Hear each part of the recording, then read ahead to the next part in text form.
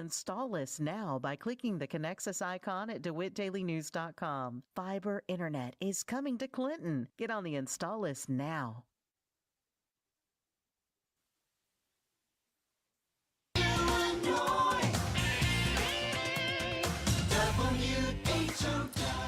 Top of the morning. Thanks for being with us. I'm your host today, Seth Lawrence. The WHOW Morning Show streams to Facebook and YouTube. It's brought to you by Peterson Insurance, your Pekin Insurance agent in Clinton. My guest on the phone today, Lincoln Mayor Tracy Welch, joins us. Good morning, Mr. Mayor. How's Lincoln today?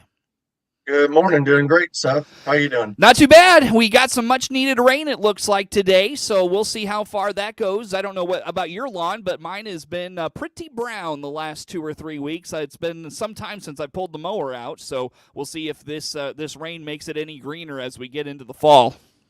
Yep. Yeah, it didn't take long to mow the last time. Not at all, for sure. Well, we appreciate you making time for us, Mr. Mayor. And I had your police chief, Joe Meister, on my show a week or two ago. And gosh, a lot of good things coming out of his department lately. He was talking about some security upgrades in downtown Lincoln. Trying to tap into some of those home ring camera type of devices that folks are commonly turning to more and more now, and utilizing those to solve crime in the community. Speak to some of these efforts within your police department here as the mayor of the city. Yeah, so we've had a program, and we started it called the Downtown Safety Initiative, and it really started out of a need for getting some eyes in some specific places in the downtown area that we had a little bit more activity than normal. And so that's proven to really help us solve crimes, some vandalism, things of that nature in that area. And so we have expanded that program since we started. And we now have cameras on the courthouse. We've got cameras in other places. And they've proven to be very beneficial to the program. But this new program that the chief and you spoke about, it really starts to expand out into the residential areas. And it's called the Camera Registration Program. And what it essentially does is it allows you to submit a form and tell the police department that you do have cameras on your property. Now, you're not granting them access to your cameras. They can't log in. They can't look. They can't spy on you. Mm-hmm. Essentially, what it is if a crime happens in your area, they can go to you and say, hey, Tracy, we had this issue happening in our area. We see that you've registered your cameras. Can you look and see if there's anything on your cameras that could help? In the old days, well, it even happens now, they have to actually canvass and scour neighborhoods and look for cameras. This actually helps them be more efficient in that process. So we've already had a lot of registrations. It's working great. And I'm glad that's a program the chief found out about, and so I'm glad that he brought that to us. Yeah, a lot of communities are kind of turning to this. I know Clinton has started in on that effort, and like you said, and I'm sure the chief has experienced, been very beneficial. Something happens in a particular area of town, it's entirely likely that individual may have passed a home with a ring camera and could really be a huge benefit to the police department. I mean, even small details. Chief Meister, Chief Lowers here in Clinton have told me at least Chief Lowers has told me many times, just the simplest of a detail of where were they going, what were they driving, what were they wearing. Those little things can really be so beneficial to an investigation of a property crime or anything else. Yeah, and I'm glad you mentioned that, because that camera system that we put in place that I mentioned in the first part there, we purchased that program because of its capabilities that you just described. So if you had a white truck driving down Woodlawn Friday at 5 o'clock, we could plug that in the search criteria within our system, and it will scour all of our cameras that are connected, and it will look in the database and bring back all video clips of that white truck or a white truck, and then they can start to do more investigation into the matter. So, technology is a wonderful thing, and I think it helps us when we start to leverage it for purposes like this. I know these aren't the favorite topics of folks like yours or folks in law enforcement to have to say things like this, but what has crime been like in Lincoln and the surrounding area? Have you experienced property crime? Other sorts of trends in crime? What have you noticed, Mr. Mayor?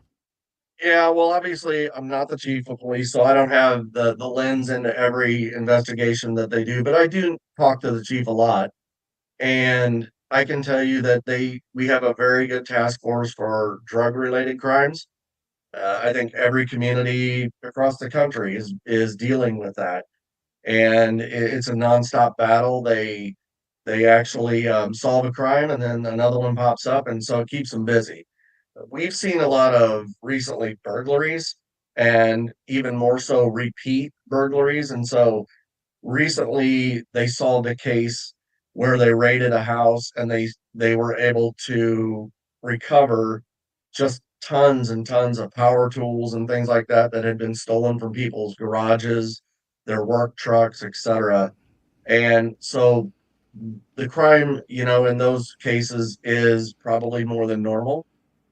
But I would say one of the things that makes it very challenging, and maybe Senator Turner, the chief, spoke with you about this, is that um, in the state of Illinois, the way that the laws are currently written, if we do make arrests on individuals for those types of crimes, in most cases, they're processed and then they're released. And so we have seen cases where people that get processed the same day are back out on the street committing more crimes. And so it keeps our police department very busy. It keeps our community on high alert. And I think going back to cameras, this program, it's going to help curb some of that. I've got people that have sent me videos in neighborhoods of people coming up and down their alleys at night, Mm-hmm. and we're turning those over. We're investigating those matters. It's going to take things like that to help keep the community safe. Yeah, that's what I was just kind of thinking. Is I would think, with not only having the just folks having access to these, to this kind of technology, that's a huge piece of security for them. But I would think just the fact that you're promoting this and talking about this may just prevent crime to a point of someone hears about this program and is like, okay, well, I don't know where these cameras are all at. I don't know who's got them, because it looks like just a standard doorbell, right? Like you probably from the street view can't tell if someone has a Ring camera set up at their house. So you can't really even tell from the naked eye if a home has this. So maybe that is on its own a deterrent for an individual. That's a great point you bring up, I feel like. Yes, we actually have had a crime that we were able to solve in those cameras that we put in. And it was funny. The individual walked right underneath the camera, committed the crime, looked at the camera, and walked away. And so, and also the cameras that we have, they they don't necessarily look like a camera. And so that's a benefit. They blend in. But I mean, if you look closely enough, you'll see them. So we're not by any means trying to hide them. We want them to be a deterrent. Right. It's nobody accused criminals of being intelligent in some cases, right? Well, I've seen some things in my time. For sure. Now, you again, Lincoln Mayor Tracy Welch on the phone with us here for this morning. You also talked about that downtown security program, Mr. Mayor. Speak more to Yeah. that. What? Just remind us what is this? How did this come about? And speak to what you've been doing with that program. Well, that's that downtown safety initiative, and it really started because we had some things happening in a specific location in downtown. People felt unsafe. We had a lot of issues, and so we actually went out and we bought cameras that had a cellular connection and a solar battery to recharge. We mounted them, and they've proven useful, and that's why we've expanded. But you do bring up another good point. That's kind of along the lines of this camera registration program. That same company that we use for our camera systems has extended offers to local businesses to where if they want to put a camera, say, in front of their store or maybe on a back door, that they do so similar to the camera registration program to help us solve crimes. Mm-hmm. I don't know the exact details of cost on what that is, but it's a partnership between the city and businesses to help protect their businesses as well. Mm-hmm. Um, Now, would that be it, like the home registration program where the business would have the access to that, and for like law enforcement or the city to get access, they would have to get the permission of the owner of that? yeah, we definitely don't want access to people's private resources, their cameras. But if they want to work with the police department, that's certainly an option that we would welcome because it helps us protect them and solve crimes faster. For sure. For sure. Yeah.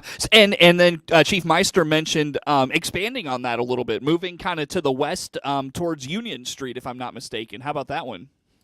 Yeah, that is definitely something we've talked about. It would really help us out if we could get those cameras on the corridors of the community because we do see very often that criminals that commit crimes in our town aren't necessarily from our town.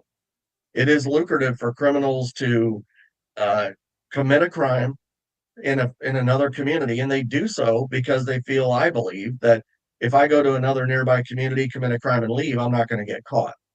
Well, if you say, we have cameras, it's a blue Chevy Blazer, and it was part of that, we can actually pull up that on those corridor cameras and see how they left town, maybe get a license plate. So, yeah, we're trying to expand that program.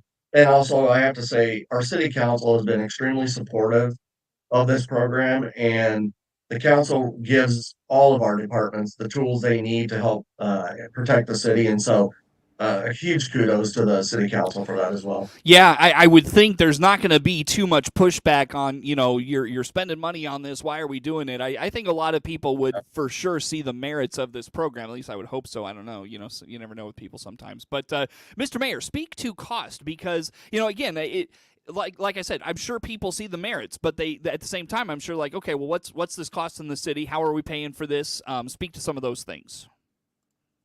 Well, so I don't have the specifics on those programs with me.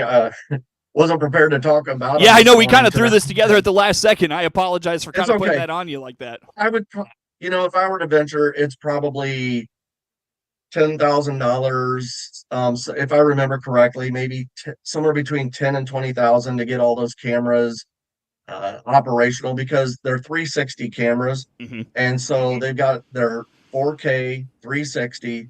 So you have to have the high quality then to get the details you need to solve crimes.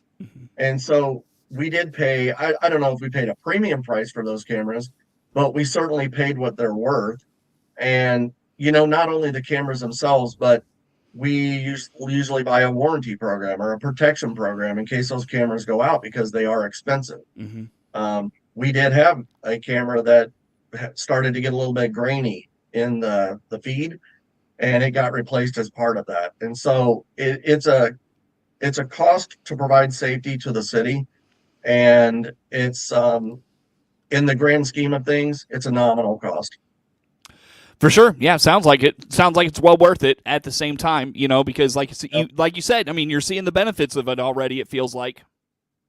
Yep, absolutely. Sure. Mr. Mayor, I look at the clock. Let's take a break here, my friend. Come back with some more. Okay. Lincoln Mayor Tracy Welch on the Zoom call with us here for this morning as we talk about all things Lincoln, Illinois. More to come with the mayor on the morning show.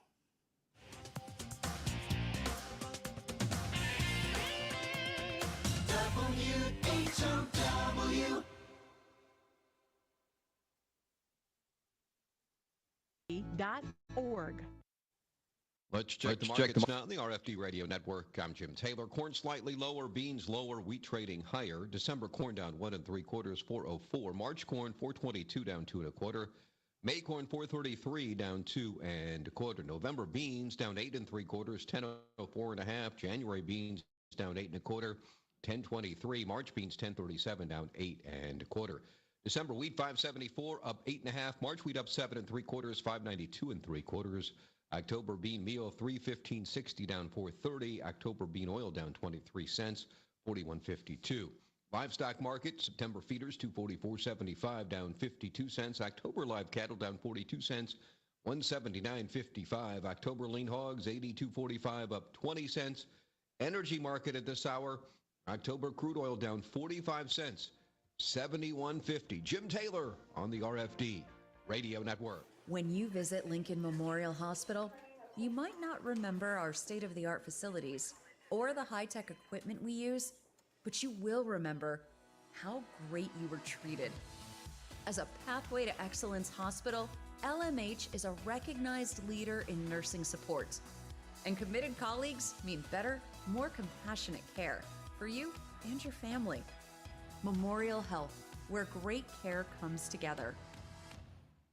Warner Hospital and Health Services expanded emergency room means big hospital tech, small hospital caring. When you need ER care, make it Warner Hospital and Health Services in Clinton. Find out how their expanded ER can help you by clicking their icon at DeWittDailyNews.com. Ramey Miller from Run Deep Coaching. Take your power back. I do holistic personal and business coaching. My service is virtual, so we can visit no matter where you are. Find out more by clicking my icon at DeWittDailyNews.com. That's DeWittDailyNews.com.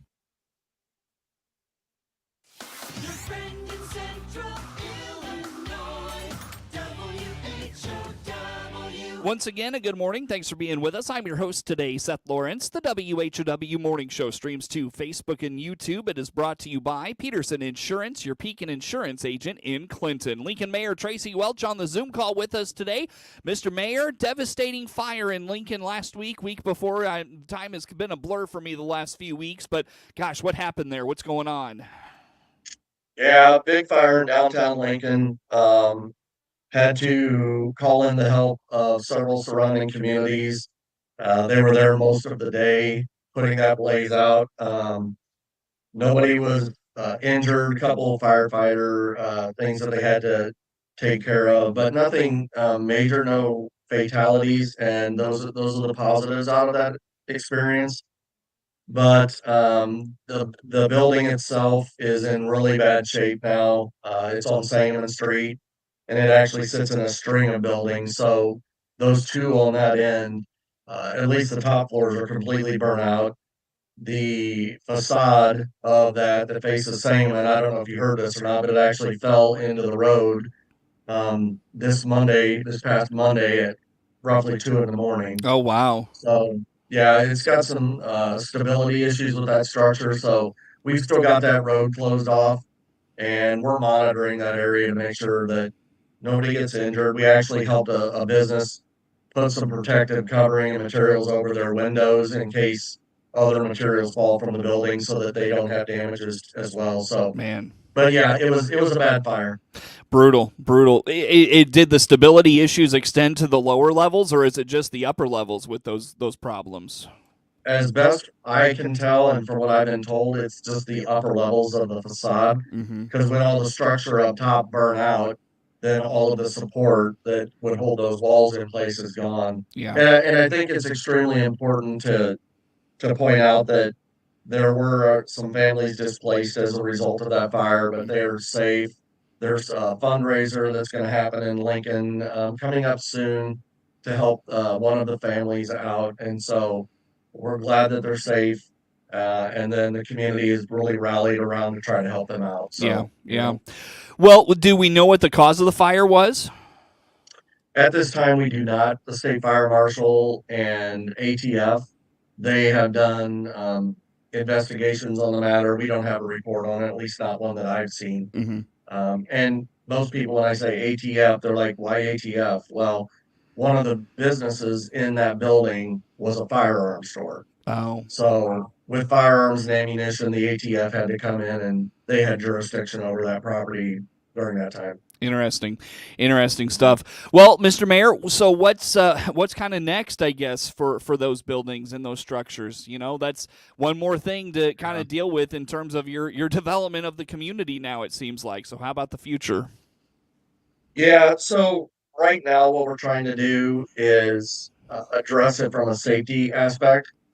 And while we're doing that, we're also working with the property owner. We're talking with various individuals to formulate a plan to address that building. I don't know what that will entail. We've clearly got material in the street that we're going to have to address, but you know, most things always come down to money, and a structure of that size could be a substantial cost if you were to take it down. And you know, it's also it's attached to other buildings within that line by firewalls. So you got to be very careful not to impact those other neighboring buildings and make sure they're structurally sound too. Yeah, right. Exactly. Man, Yeah. tough. That's tough. And Lincoln had a similar fire. It's been many years, but the old senior center downtown kind of had a similar blaze, correct? Yeah, we call it down here in Lincoln the Oasis building. Yeah. It used to be a bank many years ago as well, but yeah, they had a substantial fire in that building as well. Mm-hmm. Lost the whole upper floor of that as well. But fortunately, that building is is structurally sound at this point. If you go up top, there's parapets up there that are holding that wall structurally up and making sure that it's safe and won't come down. But yeah, it's very similar to what happened in that building, and so this one just is a little bit worse with the facade falling into the street. Yeah, that's a bad deal for sure. For Yeah. sure. Well, glad everybody's safe. I mean, that was my biggest concern when I saw that. Is I knew there were apartments and stuff up there. People probably live there. Obviously the business owners below. That's got to be a scary scene for a little bit until everybody's safe, everybody's okay.